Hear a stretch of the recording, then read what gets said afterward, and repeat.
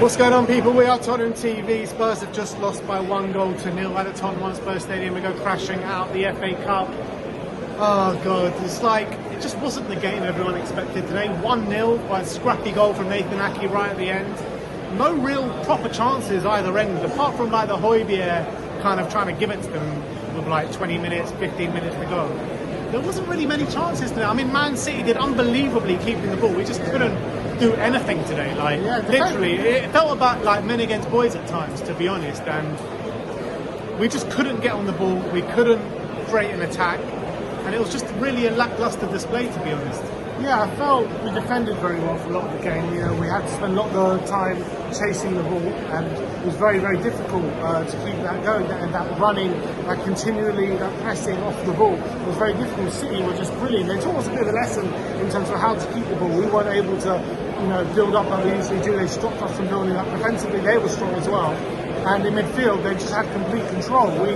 We weren't able to build up like how we usually do, and it meant we weren't able to create the chances that we usually do, especially at home, even against good sides. It reminded me a lot of the Arsenal game against Man City at the Emirates this season. It was very, very similar. Two good teams cancelling each other out, both of them not really able to create. But in the Arsenal game, they had that Martinelli shot which took deflection and they scored and they won the game for us.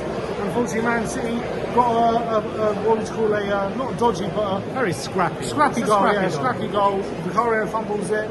Ake puts it in. They finally get a goal at the Tottenham Stadium. It's a shame for Vicario as well because he made some top saves at times. Yeah, he did. Look, to be fair, I think on the balance of play, you can't deny City on far better team.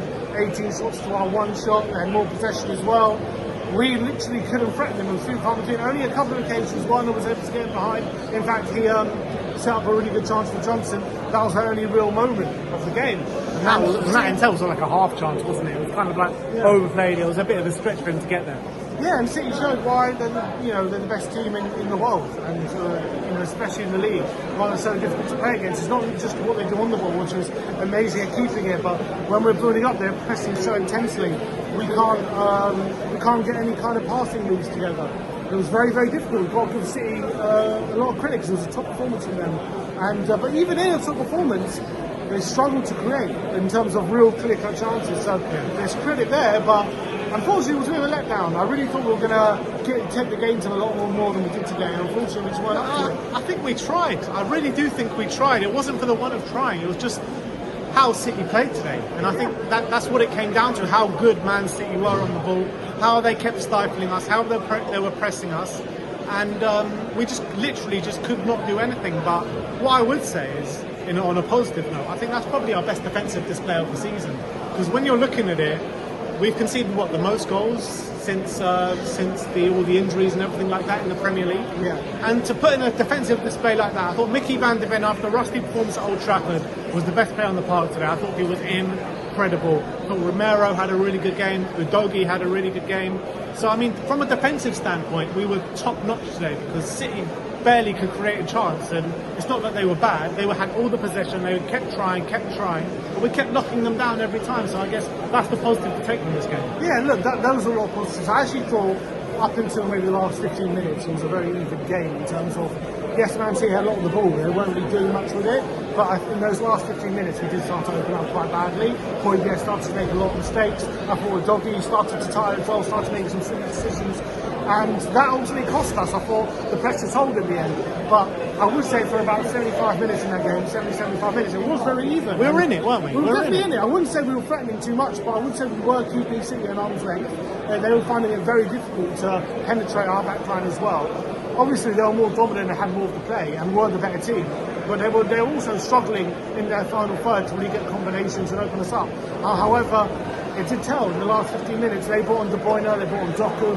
They made big differences. Unfortunately, Skip and Addison didn't really well when he came on. He did well, but they didn't really have the same effect in terms of giving us that extra energy, giving us that ability in the final third. Addison was more or less anonymous. I thought Werner was tiring, Kulusevski was tiring. I thought Rishi was doing so much good work, there was only so much he can do.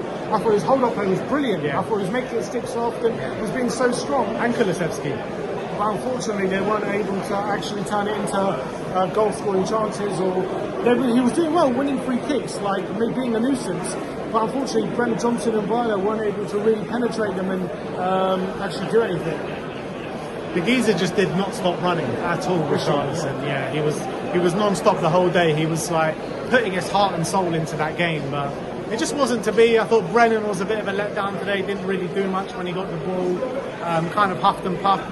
Werner, I thought Werner was okay at times. He was getting himself into nice spaces. He's probably our biggest threat in terms of if anyone was going to do anything, it was probably going to be him. But again, few and far between. And every time we kind of got the ball into the box, there was just no one there.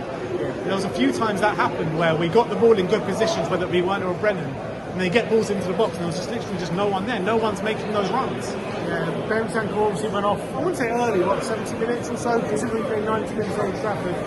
Do you reckon that's a tactical thing? He just wasn't having his best game, or was he tired? I just don't think I don't think he was having his best game. He left Højbjerg on and kept took off Bentancur. Well, to be honest, at that point, I thought Højbjerg was our best midfielder, and then he kind of did those kind of mishaps where we could have conceded from. But from that point, up until that point, I did think he was our best midfielder. Yeah, and obviously a big positive Maddison coming back for his return. Yeah, he was a bit anonymous though. Didn't really. He came on for 20 minutes. It was a plus to see him, but it wasn't the best time to kind of show off what he can bring. Unfortunately. Yeah, but you think like Spurs, the way they play, the way they've been playing this season, creating a chance, scoring a goal every game.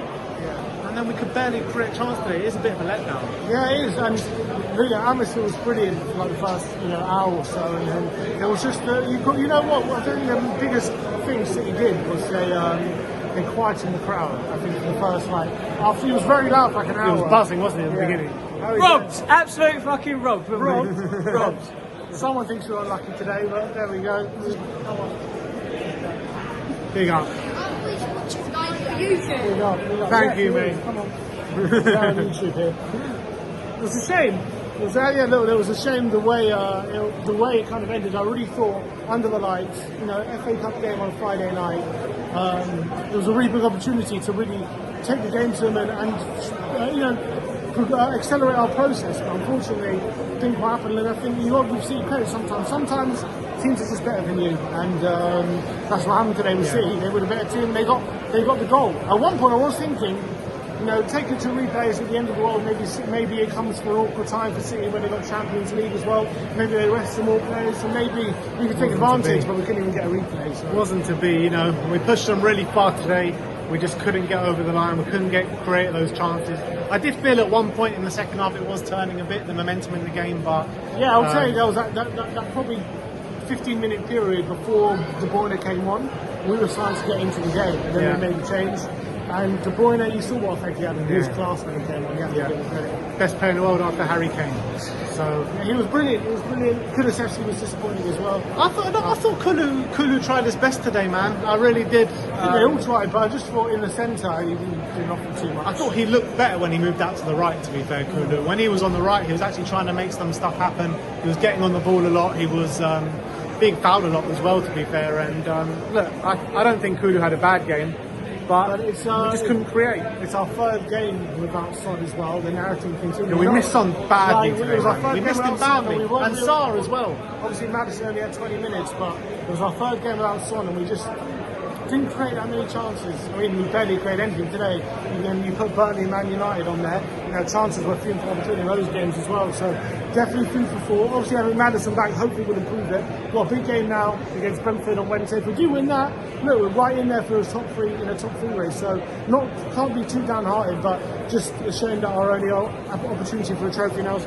Yeah, it's a massive shame when you're looking at it, because all Spurs fans came into this so confident, including myself and Sim. We were on the preview saying how confident we were.